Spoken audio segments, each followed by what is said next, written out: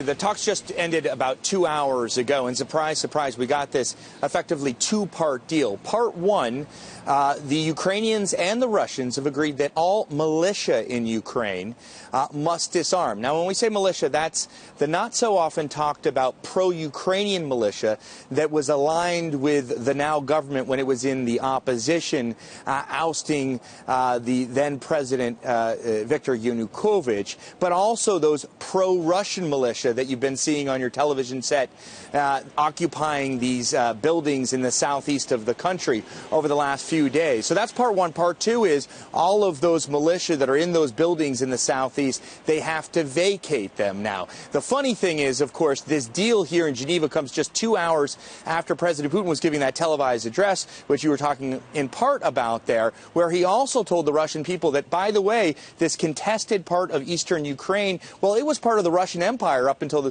1920s and really was arbitrarily given to Ukraine anyway. So that's led to a little bit of skepticism. I caught up with the Ukrainian foreign minister.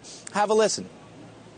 President Putin is trying to revise the borders. The border that exists and internationally recognized after the Second World War. And after the dissolution of the Soviet Union. Russia and Ukraine did recognize each other's border. All right, you know, Ryan, Mr. Putin also hosted a live call-in show on national television last night, and, well, shall we say, a very special guest made an appearance. Take a look at this one.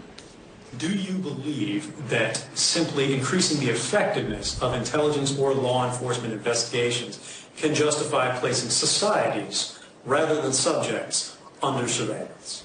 Thank you. Okay, you know, Ryan, we just heard from Mr. Snowden there, basically sounding like a bit of a mouthpiece for the Russian government.